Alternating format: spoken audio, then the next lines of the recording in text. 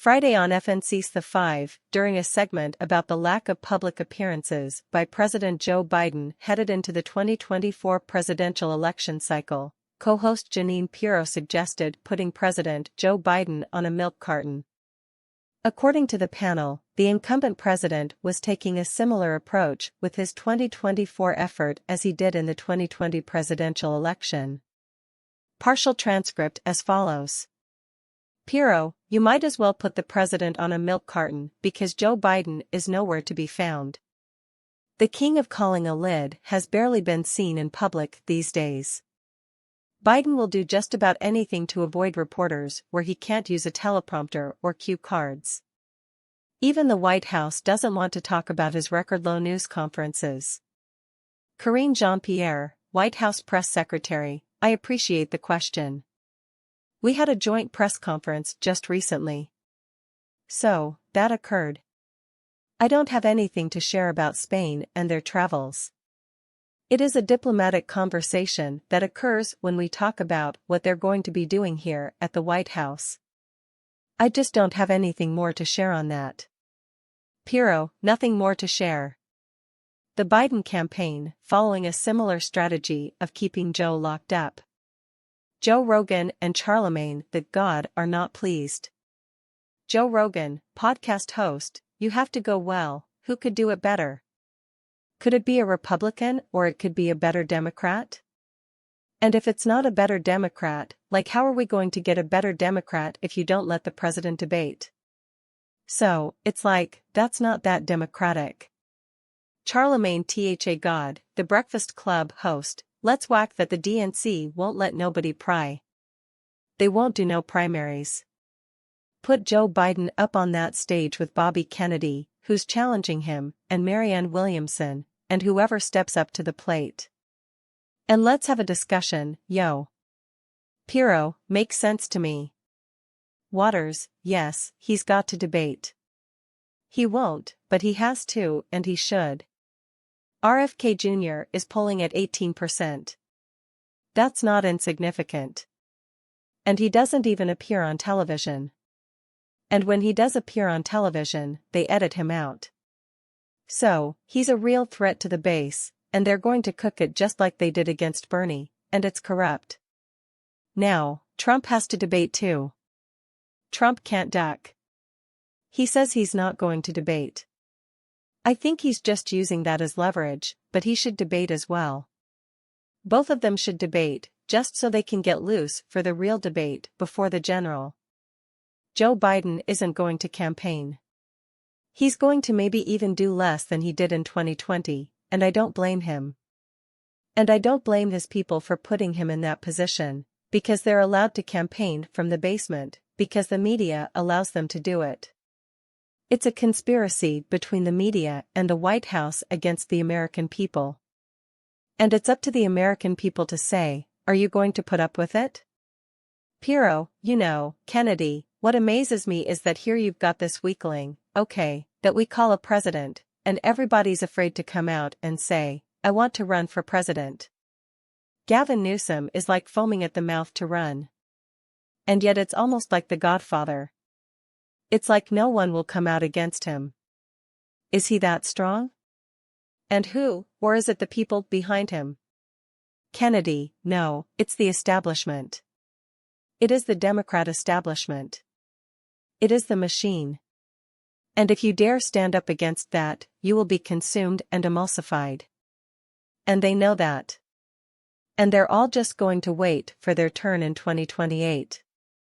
Gavin Newsom would love nothing more than to elbow Kamala Harris out of the way and run for president because he thinks that he has a very good shot of winning.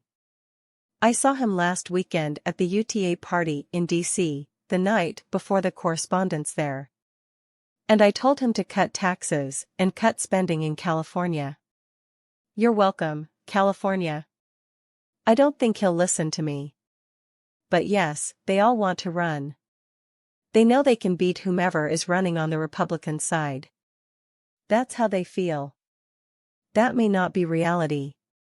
But my question is when Karine Jean-Pierre stands up and says, oh, the president just had a press conference a couple of weeks ago where he had He took 2 questions that were pre-written, he knew exactly who was going to ask what. That's not a news conference. I want to see a Trump-style 75-minute, no holds barred, no questions, people yelling at him press conference. I want to see if he can withstand that. And if he's got stamina for that, he will instill a lot more confidence in his voters. And why is the press so? Tell me with this White House, they obviously hate the press and they should be adversarial.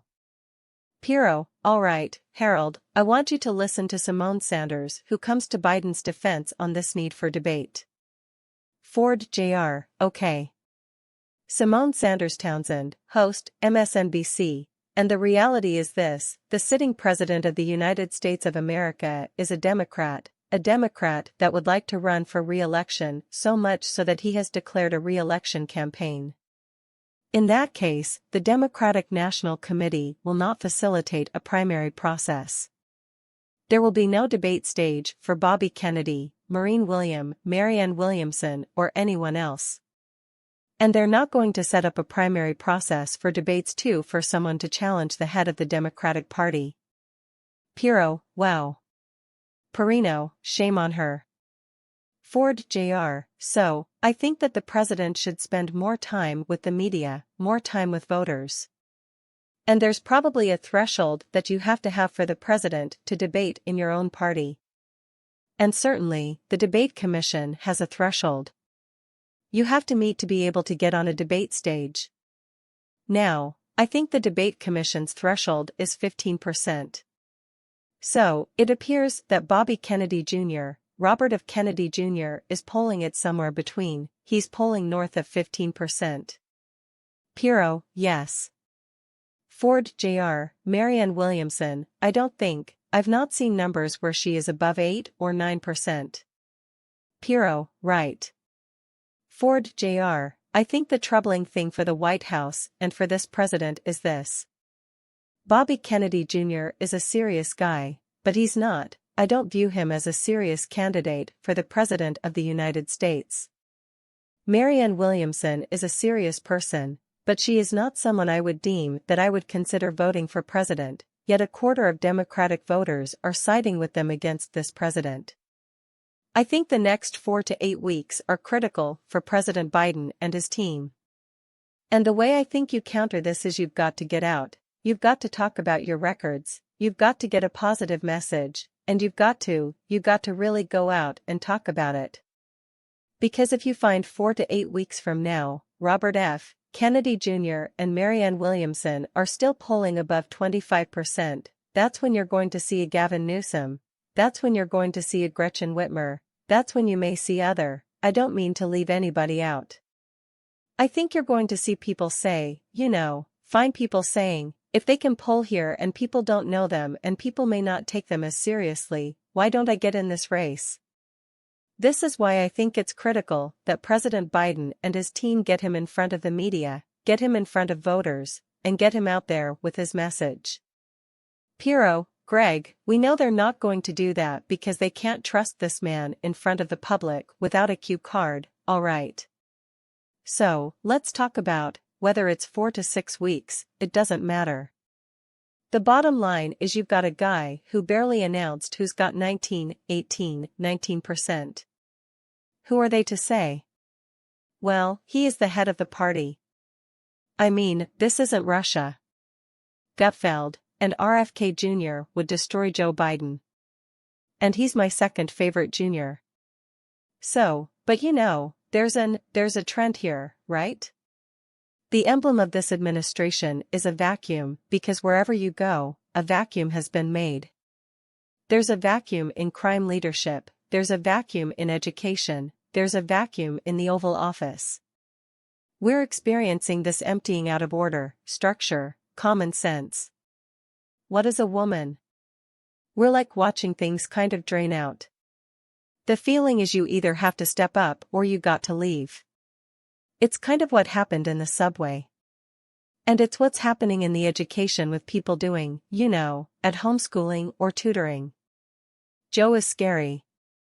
It's not like America needs a micromanaging president, But you just have to have somebody with a brain stem who can kind of lead and address serious problems. The perfect example I always go back to the Whipgate story because when you're not engaged, and for example, here, not engaged in immigration, you can be easily tricked. And that's what we saw.